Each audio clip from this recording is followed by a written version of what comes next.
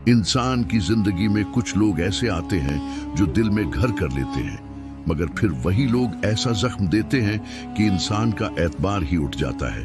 मगर याद रखें, जो दुख देता है वह सुख की उम्मीद कैसे रख सकता है।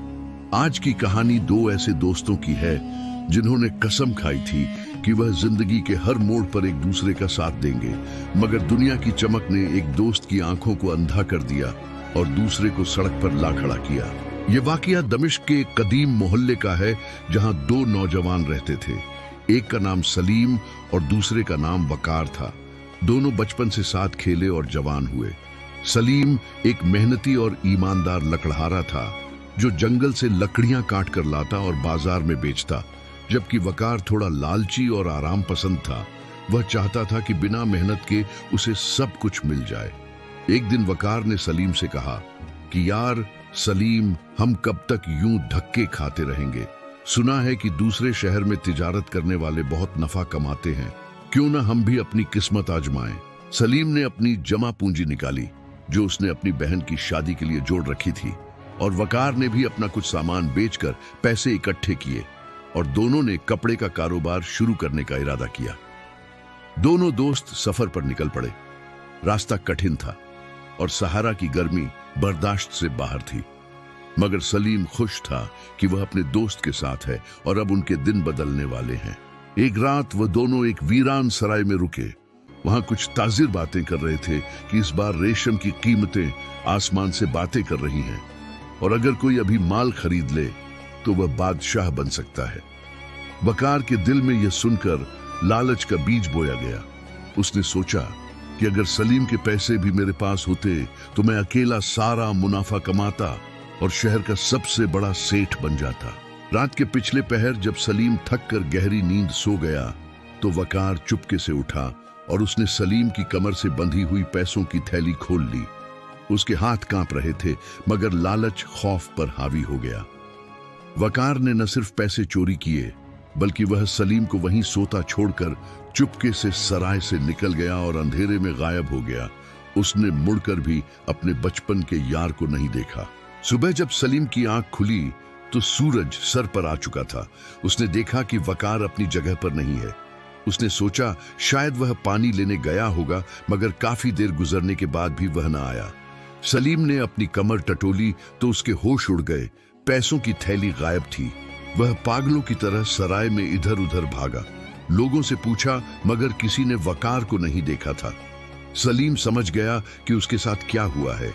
वह वहीं जमीन पर बैठ गया और उसकी आंखों से आंसू जारी हो गए। उसे पैसों का दुख नहीं था, उसे उस भरोसे के टूटने का गम था जो उसने वकार पर किया था। वह खाली हाथ और टूटे दिल के साथ दमिश्क वापस नहीं जा सकता था, क्योंकि उसके पास न बहन की शादी के पैसे थे और न ही मुंह दिखाने के लिए कुछ बचा था। सलीम ने फैसला किया कि वह मेहनत करेगा। उसने वहीं सराय में लोगों के घोड़ों की मालिश करना और सामान उठाना शुरू कर दिया। वह दिन रात काम करता और अल्लाह से फरियाद करता। कई महीने गुजर गए। सलीम की हालत फकीरों जैसी हो गई थी। कपड़े फट गए थे और चेहरा धूप से झुलस गया था, मगर उसकी ईमानदारी ने उसे लोगों में मकबूल कर दिया था। दूसरी तरफ वकार उन पैसों से माल खरीद कर शहर गया और उसने खूब मुनाफा कमाया। वह देखते ही देखते एक बड़ा ताजिर बन गया। उसने आलीशान मकान खरीदा और नौकर चाकर रख लिए। वकार ने शादी कर ली और ऐश ओ आराम की जिंदगी गुजारने लगा। उसने अपने जहन से सलीम का नाम ओ निशान मिटा दिया। वह समझता था कि यह उसकी अपनी अक्लमंदी है, मगर हराम की कमाई में बरकत नहीं होती। वकार का बेटा पैदा हुआ, मगर वह पैदाइशी तौर पर बीमार था। हकीमों ने कहा कि इसके इलाज पर बहुत पैसा लगेगा और शायद फिर भी यह बच न पाए। वकार ने पानी की तरह पैसा बहाया, मगर बेटे की हालत न संभली। उसकी बीवी हर वक्त रोती रहती और घर में सुकून नाम की कोई चीज न थी। दौलत के अंबार थे, मगर खुशी एक पल की न थी। उधर सलीम एक दिन सराय में एक बूढ़े मुसाफिर की खिदमत कर रहा था। वह मुसाफिर बहुत बीमार था और कोई उसके पास नहीं जाता था। सलीम ने उसके जख्म धोए और उसे खाना खिलाया। वह बूढ़ा शख्स दरअसल एक बहुत बड़ा जौहरी था जो भेष बदलकर सफर कर रहा था। उसने मरते वक्त सलीम को एक पुरानी पोटली दी और कहा कि बेटा, इसमें मेरी जिंदगी की कमाई है, तुम इसे रख लो। सलीम ने इनकार किया, मगर बूढ़े ने कहा कि मेरा कोई वारिस नहीं और तुमसे ज्यादा ईमानदार मैंने कोई नहीं देखा। यह अल्लाह का इनाम है, तुम्हारे सब्र का फल है। जब सलीम ने पोटली खोली तो उसमें नायाब हीरे थे, जिनकी कीमत वकार की सारी जायदाद से भी ज्यादा थी। सलीम की आंखों में आंसू आ गए। उसने अल्लाह का शुक्र अदा किया। सलीम अब एक अमीर कबीर ताजिर बनकर अपने शहर वापस लौटा। उसने गरीबों के लिए लंगर खाना खोला और अपनी बहन की शादी धूमधाम से की, मगर उसने अपने पुराने दोस्त को तलाश नहीं किया। वक्त का पहिया घूमा और कहतसाली ने शहर को अपनी लपेट में ले लिया। वकार का कारोबार ठप हो गया, उसके गोदामों में चोरी हो गई और जो पैसा बेटे के इलाज के लिए रखा था वह भी खत्म हो गया। वकार, जो कल तक लोगों को हकारत से देखता था, आज कर्ज ख्वाहों के डर से मुंह छुपाए फिर रहा था। उसका मकान बिक गया और वह किराए के एक छोटे से मकान में आ गया। उसके बेटे की तबीयत बिगड़ गई और हकीम ने कहा कि अगर आज रात तक इसे खास दवा न मिली तो यह नहीं बचेगा, और दवा बहुत महंगी थी। वकार दीवानों की तरह सड़कों पर मारा मारा फिर रहा था। उसने अपने पुराने दोस्तों के दरवाजे खटखटाए, मगर सब ने मुंह फेर लिया। किसी ने उसकी मदद न की। थक हार कर उसे पता चला कि शहर के चौक में एक नया ताजिर आया है जो बहुत सखी है और वह हर सवाली की मदद करता है। वकार अपनी अना को मारकर उस ताजिर की हवेली पहुंचा। वहां लोगों की भीड़ थी। वकार लाइन में लग गया। जब उसकी बारी आई तो उसने सर झुकाकर कहा कि ऐ सखी, मेरे बेटे की जान बचा लो, मुझे कुछ अशरफियां उधार दे दो। सामने बैठे शख्स ने जब वकार की आवाज सुनी तो चौंक उठा। यह सलीम था। सलीम ने अपने पुराने दोस्त को इस हाल में देखा तो उसका दिल भर आया। सलीम ने अपने मुंशी को इशारा किया कि इसे मांगी हुई रकम से दुगनी दे दो। वकार ने कांपते हाथों से रकम ली और दुआएं देता हुआ वहां से चला गया। उसने सलीम को नहीं पहचाना। अगले दिन वकार अपने बेटे की दवा लेकर आया और शुक्रगुजार होने के लिए दोबारा उस सखी ताजिर के पास गया ताकि उसका शुक्रिया अदा कर सके कि उसने उसकी औलाद की जान बचाई।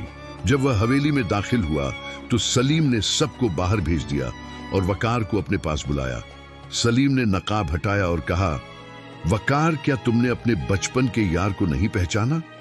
वकार के पैरों तले से जमीन निकल गई। वह पत्थर का हो गया। उसकी आंखें फटी की फटी रह गईं।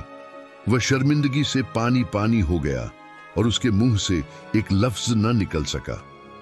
सलीम ने नरमी से कहा, वकार, तुमने मुझे सहरा में अकेला छोड़ दिया था।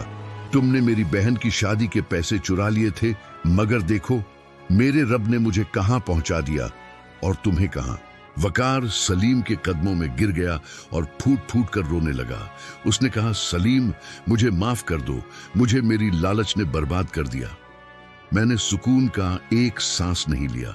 सलीम ने उसे उठाया और गले लगा लिया और कहा, मैंने तुम्हें उसी दिन माफ कर दिया था जब मैंने अल्लाह से सौदा कर लिया था, क्योंकि जो अल्लाह पर भरोसा करते हैं वह कभी खसारे में नहीं रहते।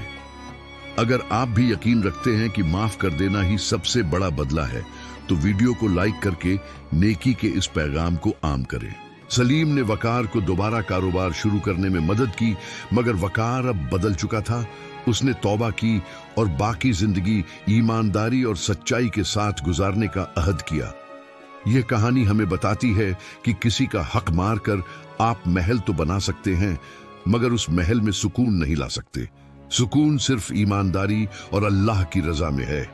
धोखा एक ऐसा कर्ज है जो इंसान को इसी दुनिया में चुकाना पड़ता है, और अक्सर यह कर्ज हमारी औलाद और हमारी इज्जत की शक्ल में अदा होता है। कभी भी किसी के भरोसे को मत तोड़ें, क्योंकि मकान दोबारा बन सकते हैं, मगर टूटा हुआ एतबार और शीशे की किरचियां दोबारा नहीं जुड़ सकती। दोस्त वह नहीं जो खुशी में साथ दे, बल्कि दोस्त वह है जो मुसीबत में साया बन जाए। और अगर आपके पास ऐसा मुखलिस दोस्त है तो उसकी कद्र करें। याद रखें, अल्लाह की लाठी बेआवाज है, वह डील जरूर देता है, मगर जब पकड़ता है तो कोई छुड़ाने वाला नहीं होता। इसलिए अपने मामलात साफ रखें। जिंदगी एक इम्तिहान है। यहाँ अमीर होना कमाल नहीं, बल्कि अमीर होकर आजिज रहना कमाल है, और गरीब होकर साबिर रहना ही असल कामयाबी है।